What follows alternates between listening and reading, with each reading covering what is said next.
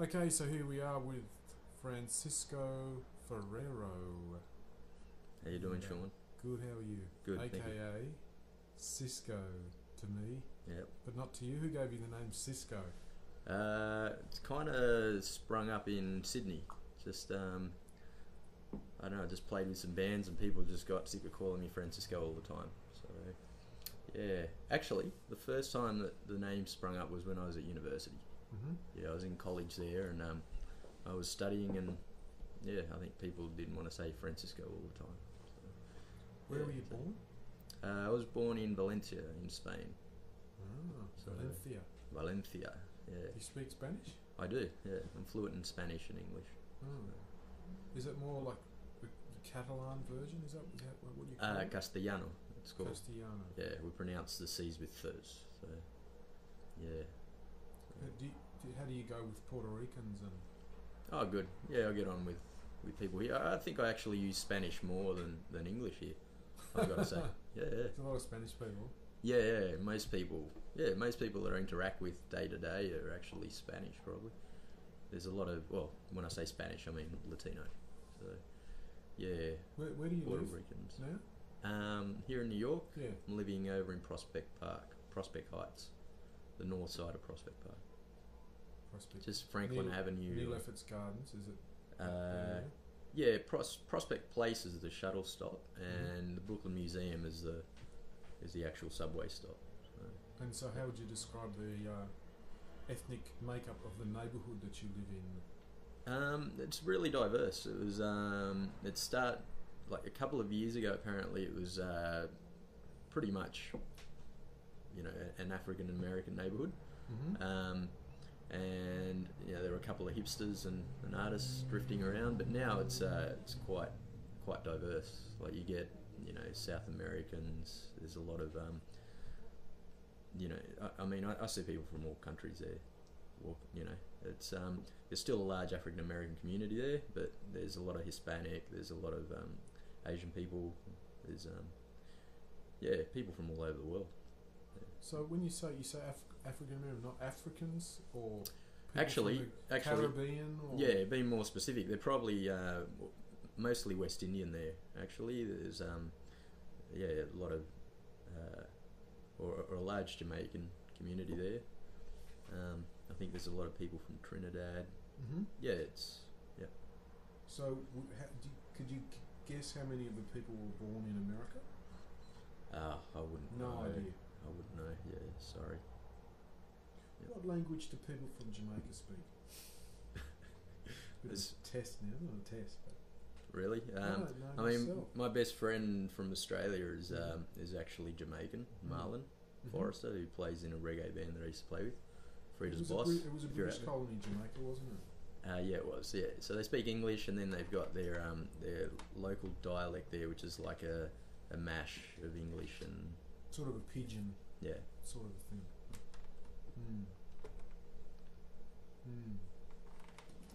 But you speak Spanish in that neighbourhood too? Is it Puerto Ricans and Dominicans? Yeah, and definitely. Cubans I think or- here in New York, in the services area, I just this is what I've experienced. It's not my opinion, but in the services, people that handle food, the people that are a lot of the time working in bars and doing any services jobs tend to be from a Latin background. This is what I've experienced so far. So just in day-to-day life, when you want to do something or you want to when you're just out there experiencing, seeing the city, you're going to interact with a lot of Latinos, Spanish-speaking people. There's lots of Mexicans in restaurants. Yeah, well, They cook a lot of the food. yeah, well, that's right. Any services jobs, cooks, anyone that handles food. In bars, there's a lot of Spanish-speaking people.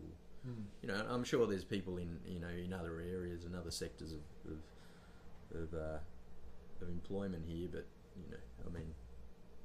that's mostly where I interact with Spanish-speaking people. I once had an interaction between a Spanish girl and a Puerto Rican guy, and I But someone said to me that the Puerto Ricans don't like the Spaniards because they were the imperialists.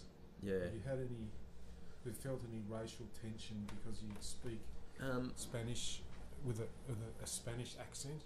Not really. I mean, not beyond like, you know, people maybe paying you out or something, you know, as you'd pay a British person out, you know, but in a friendly way. I mean, I tend to get on with most people pretty well, so I don't have, you know, any preconceived thoughts of anyone from anywhere. But yeah, I can see why they would. I mean, there is a bit of an imperialist attitude. I've experienced this in Spain, actually. Like, oh yeah, yeah, like Spanish people towards, you know, towards minorities from other countries. Sometimes there's a bit of racial tension there, but I mean, there's that kind of stuff anywhere, you know. So, but yeah, I could see why someone would say that. Yeah. How long did you live in Spain for?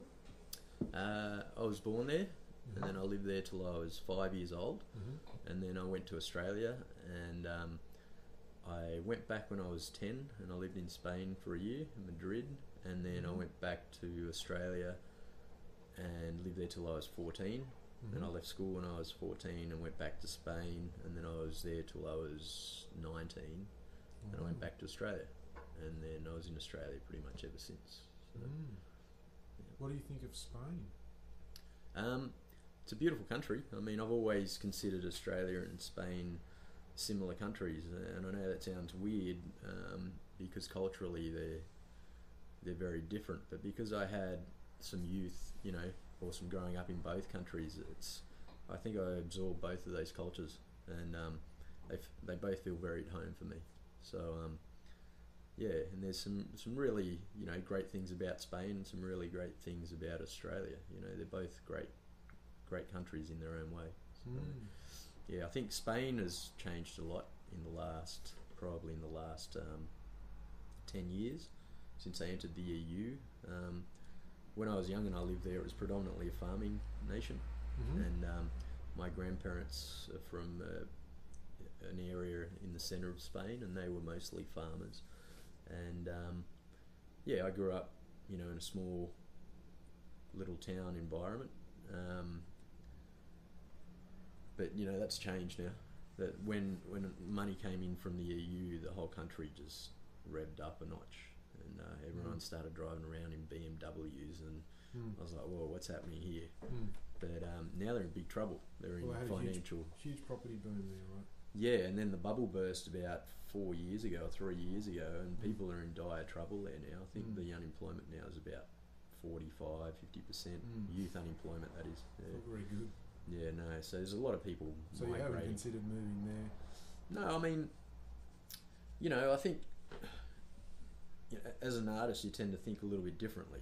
You know, I mean, I would consider moving there. I think, you know, the time was right, and I had the right, you know, connections in Europe, because somewhere like Barcelona, I think, would be a, you know, key city that you'd want to have some sort of relationship with as an artist. You know, and it's easy to get from there to other cities in Europe. So you can get to London, or you can get, you know, to Berlin or wherever you need to fairly quickly. So yeah, I think you have a European passport, right? Yeah, I do. Yeah. Did you consider moving there instead of moving to New York? To Europe, somewhere in Europe. Yeah, I did. It's a bit of an interesting situation. I mean, I was pretty happy in Australia for a long time. As you know, I came into the music scene there quite late in life because of moving and doing all kinds of other things. You studied engineering, right? Yeah, I did aeronautical engineering and physics. I did a combined degree, and then I did a dip ed in maths, and then I started a master's in acoustic physics, and then I kind of stopped that because I was too busy playing music. Playing guitar. Yeah, yeah, organising things, trying to get paid.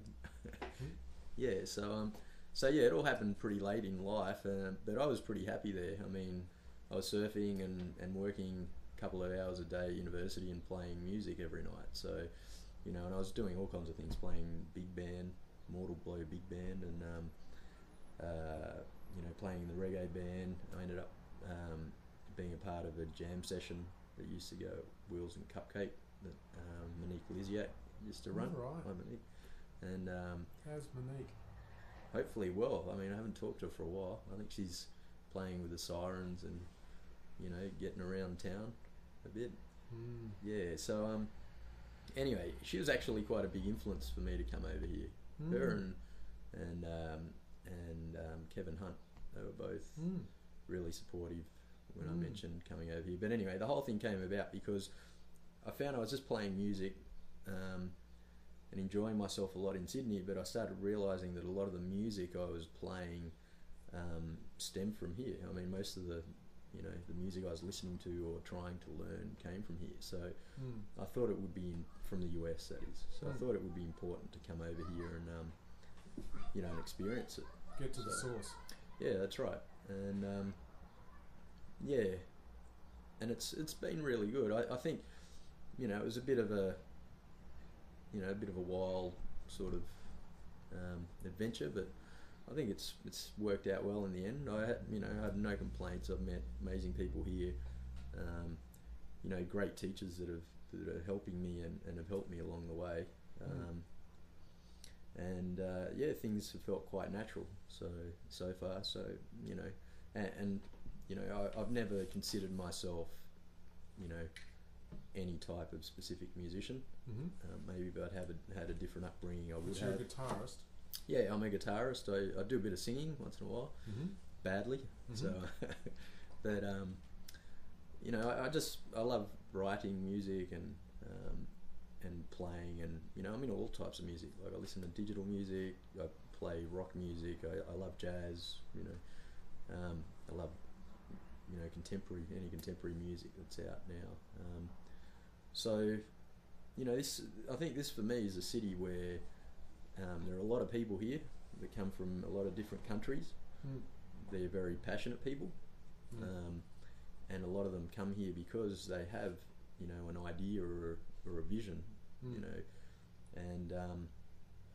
and they come here to collaborate with other people, and I think that's one of the most amazing things about New York that I can, you know, that I've experienced so far. That, you know, if you have an idea or a vision, you'll find some nutter that'll be happy to jump in and try it with someone else that shares the same, or something, a similar vision.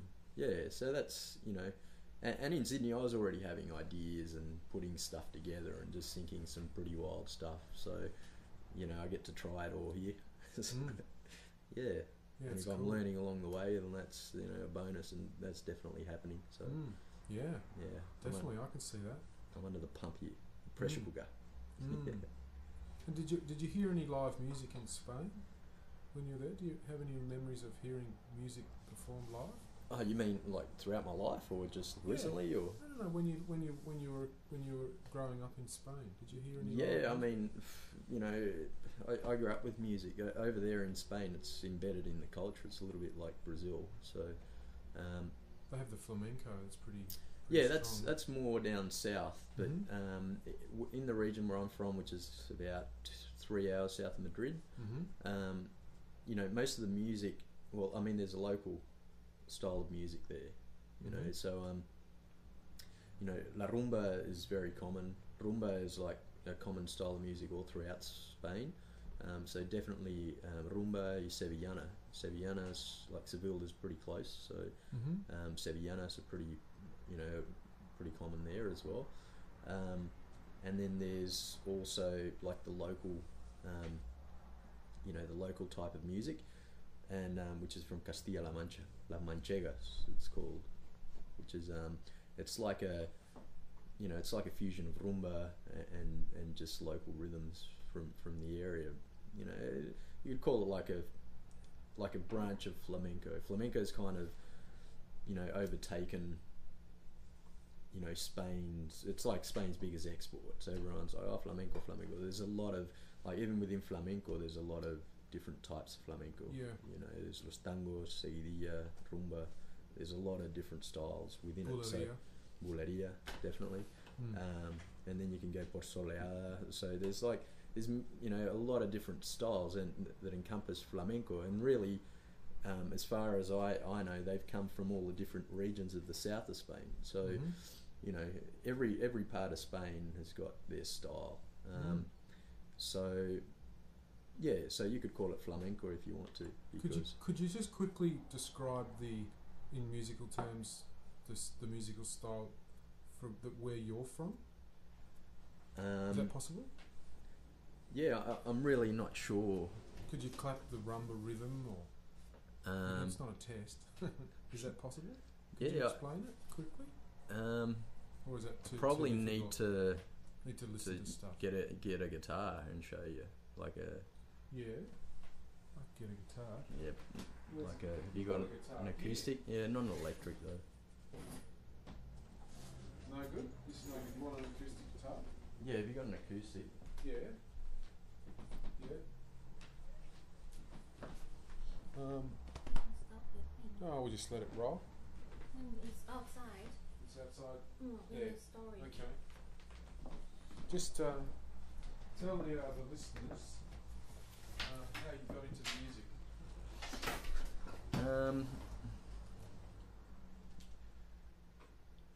I think I got into music just listening to music when I was young. I started with the blues. Jimi Hendrix was a big influence on me. Then when I was about 12 or 13, I really started to listen to some heavier rock stuff. And yeah, just evolved from there.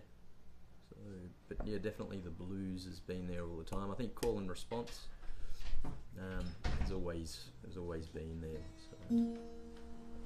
Keep talking. Yeah. This is a bit impromptu. Did you hear any? Do you remember the first time you heard live music in Australia? Yeah, I think I remember the first gig that I went to was with a good friend of mine called Christian Haddad, who's here. He's actually here in LA at the moment, touring and doing plenty of work. And thank you. Keep talking. And he so I think we went. I can't remember the band. I think it was called. Can't remember DCM or. Anyway, we went with his older sister. He used to take us out once in a while, and this is the first time that she took us out to a gig, and it was like a headbanging gig. In Sydney? Yeah, it was in Sydney. I think it was near Newtown somewhere. I can't even remember where it was. All I remember is the Haunted Castle. I can't remember. All I remember is the day after I couldn't move my neck because it got so sore from headbanging and stage diving. Yeah, so that was the first gig I ever went to. I don't know how old I was. I must have been like 12, something, 13. Like an all ages gig, and I think the band was from here actually. It was from the US somewhere. Did you have a guitar teacher in Sydney? I briefly had lessons when I was like 13, I think. Or in Spain? No, I've never had lessons in Spain. That way. Actually, I may have had a couple of lessons off one guy when I was maybe 13 as well. Show me the music from your hometown. Yeah, so it's like if you look at rumba, it's oh, we better tune. Oops. Sorry, technical hitch.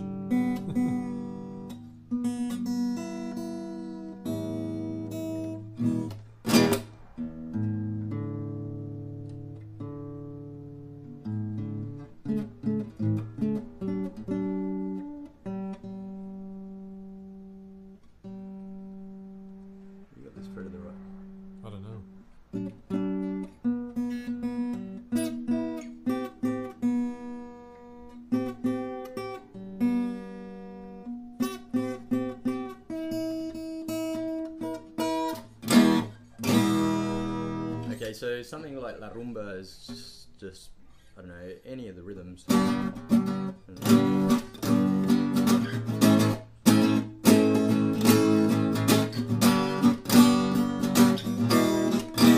don't know, you kind of got, I call it the Spanish swagger. It's like, there's different ways of playing rumba, like every different part of Spain has got like its own way, but that's like the basic rhythm. So that's kind of the feel.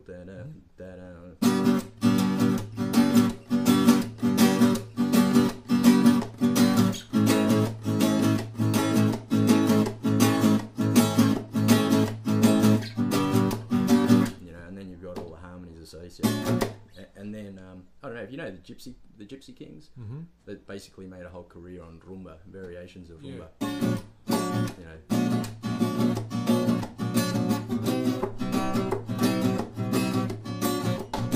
Like if you know, bamboleo or whatever is like, it's always that rhythm.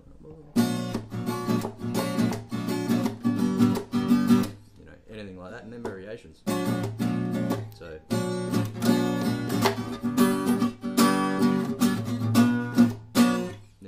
Anyway, and then so what about the one from your hometown?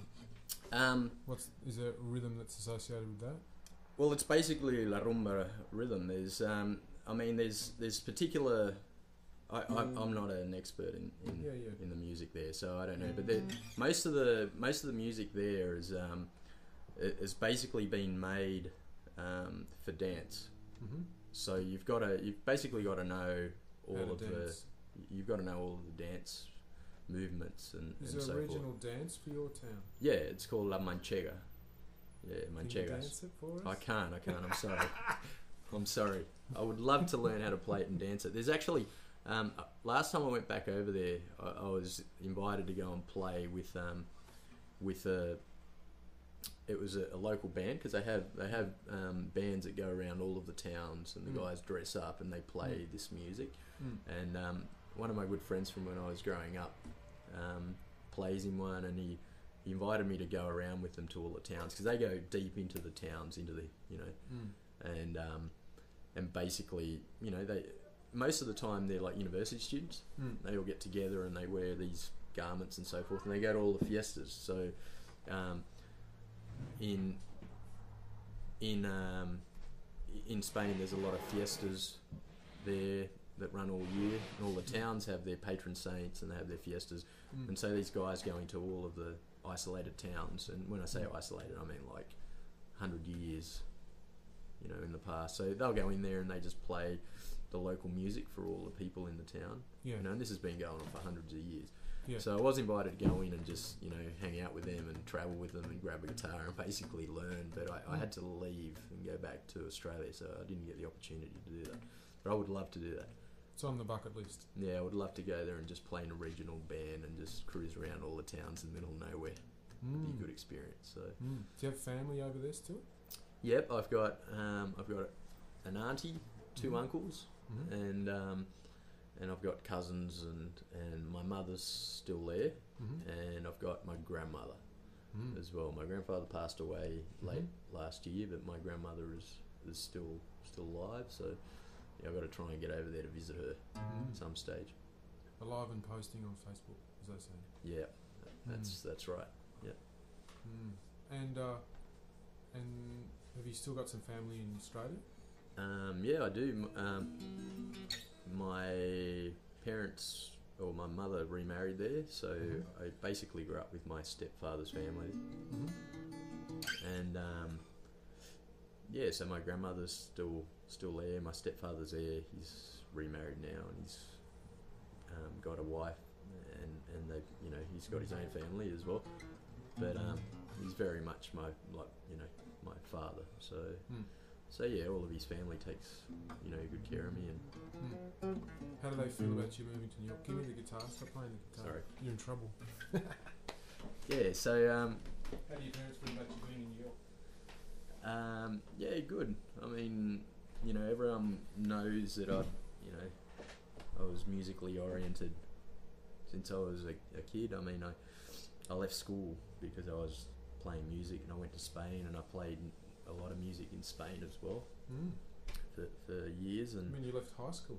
Yeah, I left when I was 14. Really? I just turned 14, yeah. And how the hell did you manage to get a physics degree when you hadn't finished school? How did you do that? Because, okay, so I was in Spain till I was playing music in Spain for a couple of years. Yeah. And then What sort of music? Mostly rock and blues. Oh. That's what I spent most of my youth playing. Oh.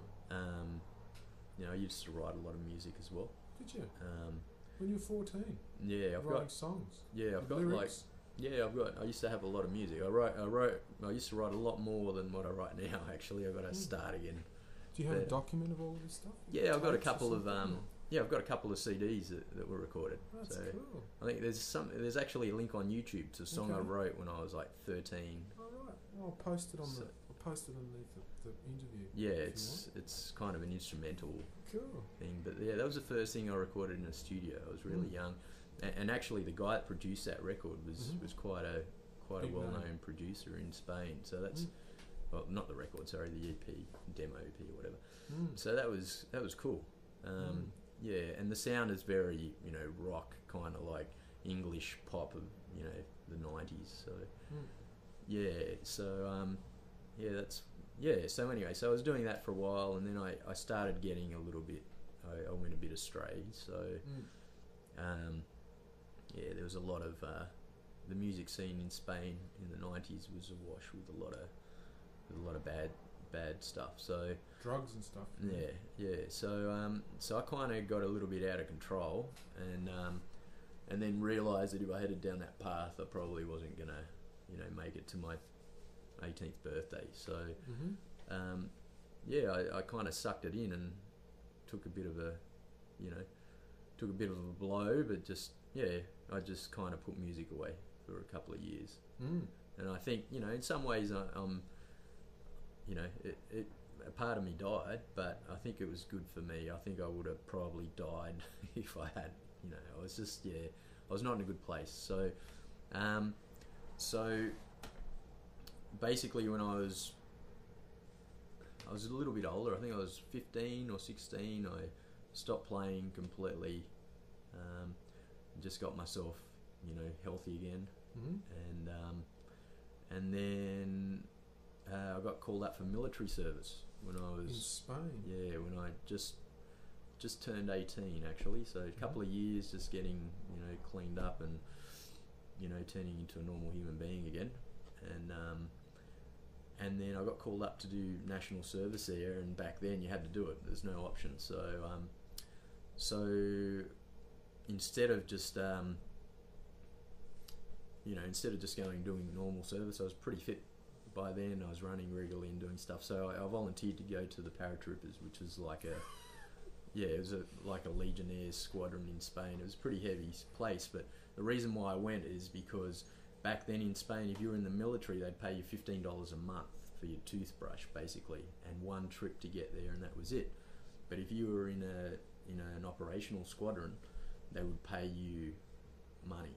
And I went there because I didn't want to be burdened on my grandparents or anything, and because I wanted to go back to Australia. So it was kind of like money to buy a ticket to go back. So so anyway, so I did a year there, and instead of going home like a lot of people would do, I just stayed there, and I would actually study in the library. I had a physics book, and I would just read through that and just do problems out of that all the time, and that actually helped me later on when I got to university with mechanics and things like that. I did a year there, and then when I finished military service, I bought myself a ticket and went back to Australia, and then I went to TAFE. And did your HSC? Yeah, I did the HSC in a year.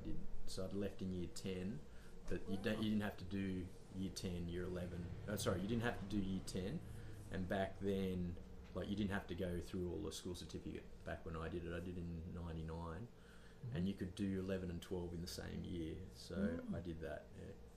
Yeah, and it was kind of a cop out because I did Spanish as one of my electives. So and you got good marks for Spanish. Yeah, I mean, I in physics, I always enjoyed physics, and maths I've always been good at. So. So yeah, it worked out well. So I worked between the three of those, you got enough marks to get into. Yeah, I mean, I worked really. Aeronautical engineering. Yeah, I worked really hard throughout the year. It was a year just committed to study, but I ended up, I think, 95 or something, 96 for the HSE, and then I went to university. Now, by this stage, I'd kind of set myself a goal, which is a goal that got me to studying. In retrospect, it's something that got me, back on track and got me to Australia and so forth. But I had a neighbour in Spain that worked in the Air Force, and he kind of had a bit of an influence on me. So, at one stage I got in my head that I wanted to get in the Air Force and this and that, and it was a goal, and it got me back to Australia, got me to university, got me studying. Do you want some water? Yeah, that'd be good. Yeah, Thank keep you. talking. Yeah, but then I was at university studying, and all I wanted to do was play music. And at one stage, I think it was in my first year, I was playing in a band there at university. New South Wales University. Yeah, I just in Sydney. Yeah. Yeah, I got together with some crew, and we were playing just in a band, and I started writing some music again. And then I was about to actually change degrees and do a music degree. Yeah. But yeah, I kind of thought, well, I've started this, maybe I should finish it, see where it leads. Anyway, so that's the story. And then I finished. I was teaching for a while, and then just started playing music. Just I think because it's always been there, so it was gonna break through at some stage, you know. So you didn't study any music in Sydney after the well, not formally. When I was, I think I was 27 or something. I went and did a couple of courses at the conservatorium, just at the Open Conservatorium, just basic theory, because I never learned any theory. I just learned to play by ear, and then I did an improv course with Kevin Hunt as well. And he encouraged you. Yeah, he was. You know, he's a great guy. There's a lot of people know, you know, and he's very encouraging and so forth. And yeah, he actually said something that was like. That now, when I think back to it, it was, you know, prophetic. It was like, I remember the last day we did a you know, recital or something, and we played, and he said, you know, I was talking to him about Pat Martino, and he's like, you should go to the US and meet him. I was just like, wow, what? This guy's crazy. How can you do that? And he said, you know, if you pursue it, he said to me, I think these next 10 years of your life are going to be very exciting, you know. And, you know, he was right. I mean, they have been, and he was right. I haven't met Pat Martino, you know. You so, have? Yeah, I've Did you call him up, or how did you meet him? I accidentally met him at the Blue Note. I don't like annoying people, so I went to his gig, and I was there, and I really wanted to meet him, but I didn't want to hassle him or anything. So after his gig, I went up to the bathroom, and there were all these people there's like there's a room up there where all the band hangs out, and so forth. And there were a lot of people in there, and I just went to the bathroom. It's right next to the room, and I thought, I won't go in. You know, there's heaps of people there. And I was about to walk down the stairs, and right next to the stairs is actually a small room there. And I kind of, as I walked past, I just put my head in the room, and the whole, like all of the band was in the other room, but Pat Martino he just happened to be there getting changed, like he was changing his jumper or something. And I just ducked my head through, and I was like, oh wow. I was like, hi Pat. How are you? And then he was really nice. He started talking to me, and yeah, after a while he said, look, I don't teach or anything, but he's, you know, I think he said he doesn't teach privately that much anymore, but he said, you know, if he was ever off tour and I happened to be around Philly to go and see him, and so I sent him an email, and then he contacted me about, I think it was like 3 months later, and said, look, I've been in Europe. I'm actually recovering because I've been sick. He said, so I'm going to be home for the next, you know, week if you want to come. So I just basically bought a ticket and hauled ass down there, and yeah, it was pretty cool. The bus, the Bolt bus, I got the megabus down there, yeah, for the day. And then I had a friend here in New York, so I was in Boston at the time. So I went and I spent the day with him, and then I came back to New York and stayed at a friend's house, and then I made my way back to Boston. Yeah. So, yeah, that was an adventure. What did you get out of studying with him? I mean, it was interesting. I mean, you know, I think the first thing that he said to me, which I find really interesting, coming from Pat Martino, was, you know, jazz as we know it is basically disappearing. You know. And I was kind of shocked. I was like, is Pat Martino saying this? But, you know, I think he's right. You know, he was, in a lot of ways, I think he was saying that culture that existed in the, you know, 30s, 40s, 50s, 60s has changed, and it's, you know, turning into something else. It's not necessarily, you know, dying or whatever. It's just morphing into something different, you know. And, you know, the people that grew up with Charlie Parker or Thelonious or all those people now growing up with, you know, Jimi Hendrix, or, you know, the people that are pushing into jazz now probably have grown up with different styles of music, you know, so it's, you know, so it's it's different. I think, you know. I don't think he was saying it was bad. He was just saying it was changing, you know. And like he said, I think he said also there while I was talking to him that you know, everything in this world at the moment tends to be, you know, pushing towards some sort of singularity or to you know, conformity. I think in a lot of ways, which I think he's right about too. You know, you can see it in any sector of anything in this world that we live in now. It tends to be pushing towards, you know, some conformist thing. So you know, yeah. So it was a pretty intense experience. I kind of thought, oh, I'll go there and I'll play with him, and you know, it'll be awesome. I'll get an opportunity to sit there, and I remember I was sitting there, and he had his Benedetto that he's got now, and he had it on his lap, and he said, oh, I'll take your guitar out, and I kind of took my guitar out and I put it on, and I sat there and I looked at him and I just thought, what am I going to play with this guy? And I just, you know, and I said, look, why don't you just give me your view on, you know, your philosophy and everything, and, you know, rather than focusing on one aspect of my playing, which I can do with another teacher, just like try and absorb as much as I can from this guy. So that's the way that it went. Yeah, it wasn't really a jam session or anything. You know, I think it was the right approach. I think I got a lot more out of it. Like, we just talked. He basically gave me his book that he's publishing soon, and talked me through his concept. And he talks about his minor concept, you know, which you're aware of as well. It just relates chords to every chord. He relates to a minor scale. Yeah, everything relates to a minor scale, you know. And he's either thinking if he's altering, you know, dominance, he's thinking a semitone up minor, or if not, he's thinking a fifth up, depending on whether they're resolving. Great minds think alike. Yeah, that seems to be a common thread. So, yeah, so that was good. I mean, in Sydney, I had a great teacher as well. I don't know if you know Chuck Morgan. He's a great jazz guitarist as well. You know, and it's funny because I'm here in the US and I hear all these amazing guitarists and musicians, and I just think to myself, you know, he's just as good as anyone that I've heard here. You know? So it's amazing. You know, talking about Australia, like some of the people that have come out of there. You know, I mean, in guitar specifically, you know, James Muller, he plays here all the time. He's incredible.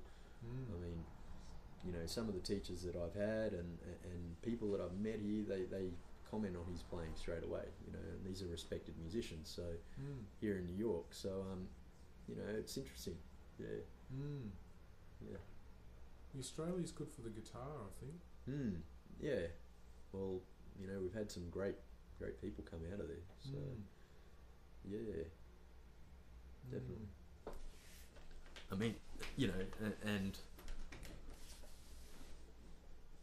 you know, it's not just in jazz. You know, there's a lot of styles.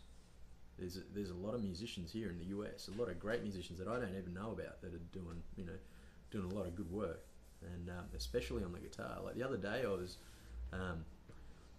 I was watching a video of a guy in Nashville, Tennessee, and he's apparently one of the biggest guitarists there in Nashville, Tennessee. He's like a top session musician, and I had never heard of this guy. And he was doing the video, and then he's talking with an Australian accent. And I'm like, holy smokes, this guy is like, you know, and I'd never heard of him. You know, I mean, I've heard of guys, you know, Frank Umbale and so forth. They, you know, they paved the way here for a lot of Australians as well. But yeah, I mean, yeah, specifically on the guitar. On bass, there's a lot of great bass players here, which I'm sure you know as well. A lot of great Australian bass players. Yeah, I think Tal's over in LA.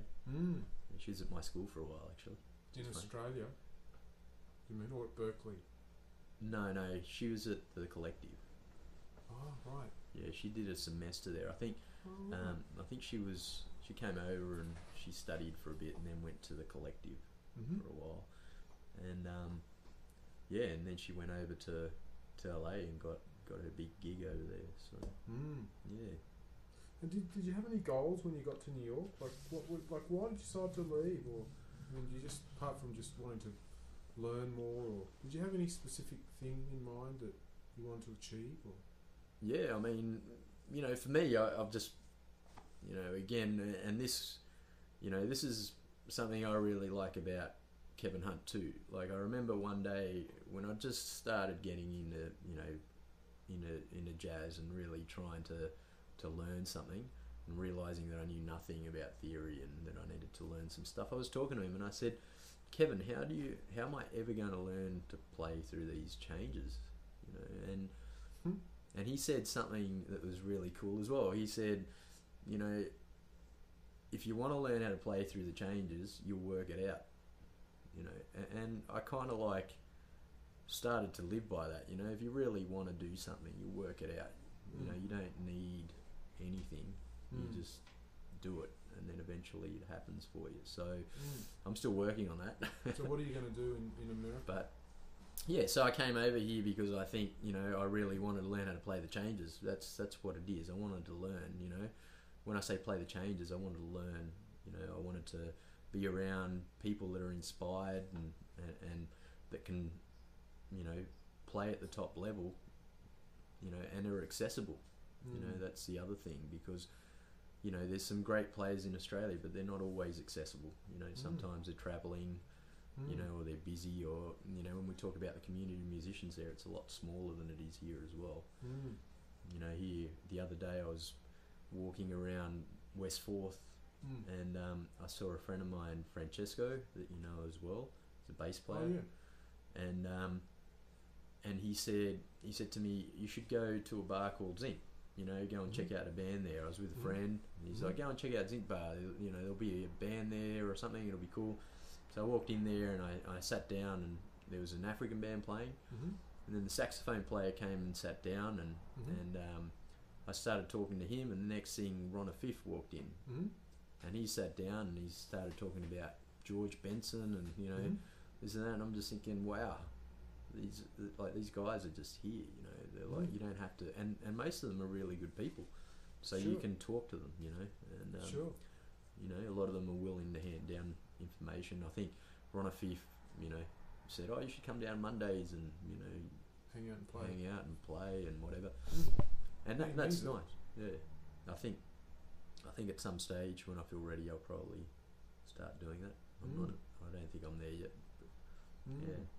Do you sort of have, do you have an exit strategy for New York, or exit strategy? I mean, like, is it if you got to a certain level, or is it if you achieve something, would that enable you to leave, or I think is there a time limit on all of this, or?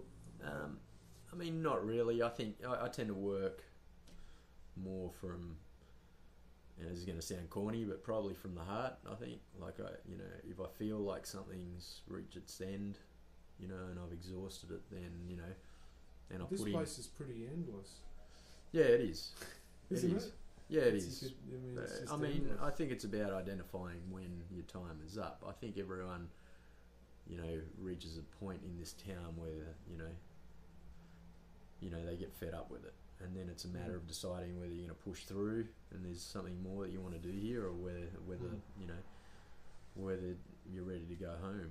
I mean, I don't feel like that stage has come. I'm just starting to, you know, to be a part of some good stuff. I've only been here for 6 months as well, so you know, if I was here for 6 years and whatever, and, you know, bumming around town and whatnot, then maybe. But at the moment, it's been pretty much all go. So how do you see yourself surviving financially in 5 years' time? Well, I mean, there's a lot of options here. At the moment, I'm employed by the school. The Drummers Collective, right? Yeah. It's called the Collective. Yeah, it's called the Collective and now. And you're studying the guitar there. Yeah, I'm studying guitar and you know, with Cheryl Bailey or with whoever? Cheryl was my teacher at Berklee when I first got there. Okay. That was a real coincidence, but she ended up being my teacher there, which I'm really grateful about. She's an incredible player and an incredible person too. So that was awesome. And then she ended up being part of the faculty at the Collective as well, and that kind of paved the way for me to come over here. And anyway, so she beat me around quite a bit. She's still bashing me around now, but that's good. It's good for me. Anyway, so I got there. I started learning there, and then they offered me some work there, just working in the studios, doing general work, and so that's pretty much, you know, covering my tuition now. You know, from September, it's, you know, they've told me that they'll cover all of my tuition, and then it's working out how to pay for rent. Obviously, I can't be here forever. You know, I don't have anyone funding me, so at this stage, so yeah, it'll be a matter of trying to get a work visa, an E3 visa, doing some work, or, you know, there's options. There's an artist visa. I mean, on Sunday, the band that I'm playing with here in New York, Sonic China Doll, which is a band that I put together with a girl that lives here, Heather. We've just been offered a tour for 2013-14. So we've got to negotiate that and see, you know. But I mean, so it's kind of working out whether, you know, which way to do it. Yeah. So yeah. So that's it. You've been dating a few girls. Can you just, without offending anyone or being too risque, can you tell me the difference between an American girl and an Australian girl, or the culture that surrounds dating with girls here and in Australia? You don't have to talk about it if you don't want. We can talk about C7 sharp 9 if you prefer. No, girls is probably... Actually, no, I was going to say talking about girls is easier, but maybe not. Is it? No, probably not actually. Not easier? C augmented. C augmented sharp 9? Sharp 9 might be easier. Is easier? No, I think in Sydney I was pretty much, you know, I had long-term relationships, so I was having a lot of long-term relationships there, so I mean, I don't know that much about the dating scene there. Here in New York, I've been a little bit different. Like, I kind of got here, and, you know, I've met some great people. How's the dating scene different? I mean, if you're just asking me about the dating scene, I think it's, you know, I know that people around town get out and have a bit of fun. Everyone's excited by the city and, you know, and whatnot. I'm a bit different. I think I just, you know, the person's nice, I'll talk to them and, you know, and whatnot. But I think one of the biggest differences is just the amount of people. So, you know, and the amount of artists that I've met here, female artists and so forth, makes this city really interesting. You know, you're always meeting someone new. You know, so yeah, there's a lot of variety and a lot of potential to meet good people, whether they're girls, boys, whatever. You know, yeah. So. And how has your impression of Australia changed since you've been in America? How long have you been here now? When did you get here? I got here last January, so... And you went to Berklee for a while? Yeah, I was at Berklee for about 6 months, one semester, and then I did a summer semester just doing a couple of courses with Brett Wilmot and some people I really wanted to learn off there.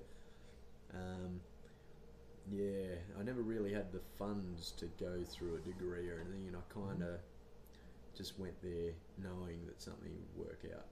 So I don't know how to explain that, but I just got a feeling that it would, and it happened. You know, it was all a big coincidence. But And so, do you have a different impression of Australia now that you've been in? Oh yeah, I mean, I miss so many things about Australia. I mean, for starters, I miss the surf.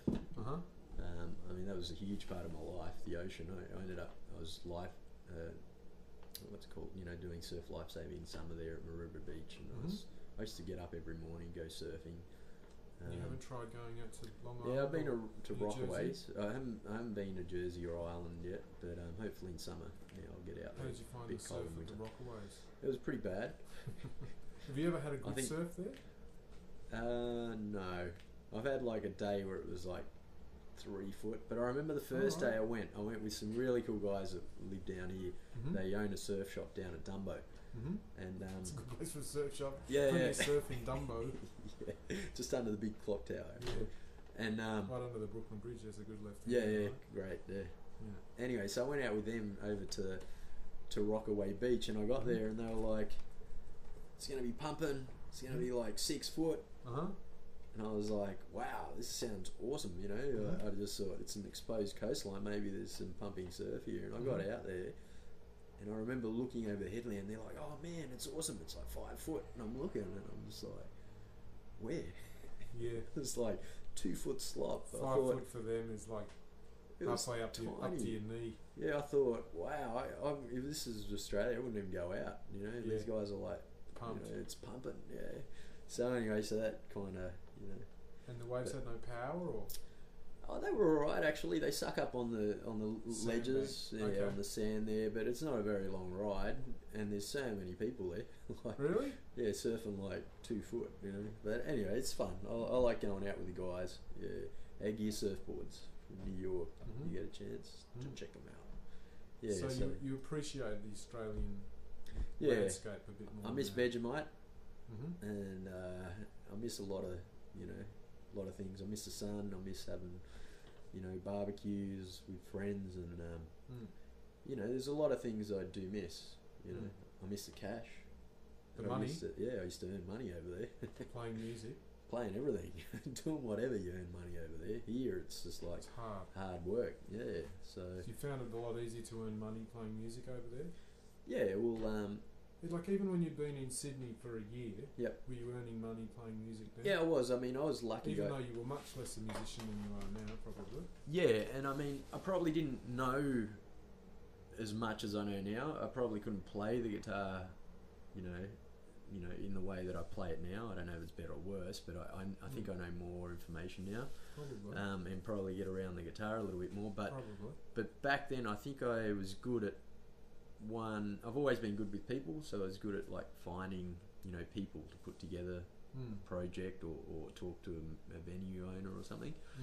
And the second thing I think that I was good at was, you know, learning what I needed to know for whatever gig it was. So you did a good job when you got an opportunity. Well, I think I just learned, you know, maybe it wasn't something to an exceptional level, but I think I was able to produce a basic sound that was required. So things like and you were getting paid to do it. Yeah, that's right. I put together the first thing that I put together. There was a busking group with a bunch of guys, and then that turned into a band called the Full House, and then you know, we used to just play basic swing standards, and you know, we'd take pop tunes and we'd swing them and jazz them up, and we'd dress up and everything, and we started getting a lot of work. Actually, we started doing a lot of weddings, and then we started doing a lot of a lot of private corporate work. And you know, if you listen to the music, I mean, the sound is good. You know, it's, you know, the sound is there. You know, so you know, we had some great people on board playing there. You know, I mean, yeah. But you haven't really had much luck finding ways to make money playing the guitar in New York. I've been lucky. I mean, a lot of people, you know, don't make any money here, and with this band that I'm playing with now, we've had a couple of gigs where we've actually, you know, we've started, like we did a support gig for a band here called Kid Savant about a month ago, and that paid, you know, well. It wasn't, you know, tons of money, but it was, you know, a couple of $100 for a gig, which is good here in New York. That's great. Yeah, we've had some, you know, probably that band is a band I've had most work with, and now, like I said, you know, we're negotiating to try and get on tour. Get a support for someone. Yeah, so, you know, and hopefully there'll be some money there. I think from what I've been told, here in the US, if you get out of New York and you have something that you've developed in New York, people tend to appreciate it a lot more. So I haven't been in that position yet, but that's what I've been told. And when I say that, I mean in terms of money. You know, like, yeah. So I guess we'll see. We've been talking a long time. So one last question. In 10 years' time, where are you going to be? What are you going to be doing? Well, the vision is, you know, to have a large network of musicians and artists. I don't just think about musicians. I think of music as part of a, you know, of a process, like an art form. I think of it as an art form. So I would like to have a network of artists that I've met here and in other places around the world, and to be able to travel and you know, play with these people and you know, collaborate with other artists around the world, and you know, and yeah. Do you think you'll be based in New York? I personally feel that cities like, or you know, there's a number of cities in the world that you have to associate yourself with. I think Mhm. if you're an artist, I mean, you don't have to, but I think they're Mhm. quite important. I think definitely like London, Paris, Barcelona, New York. Mm-hmm. You know, and here in the US, if you want to venture into LA, you know, definitely go into places like New Orleans. Mm-hmm. They're extremely important, you know, just for basic. So if you were going to musical guess education. which one of those cities you'd be living in 10 years' time, what would your guess be? I want you to narrow it down, and I want you to make a guess. Yeah. Okay. I want you to pick one. I have to pick one. Yeah, I want you to make a prediction about where you're going to be in 10 years' time. That's the question. And Yeah. you can't get out of it by saying 15 cities. I Okay, want you to okay. say one and make a guess. And then I'll turn the camera off. Okay. Well, I think I would like to be based here in New York. Okay. Yeah, Good, and I think okay. that's where I feel like I will Well, end that's a up good being. answer. Yeah. Okay. We'll see what happens. Who knows? Maybe I'll talk to you again in 10 years' time. Okay. Cool. We'll see what happens. Well, thanks very much, Francisco. Thank you very much, Sean. And Thank you. we'll go and get a beer and Let's go some and have a food beer. now. All right. Sounds good. See you later. Bye. Bye.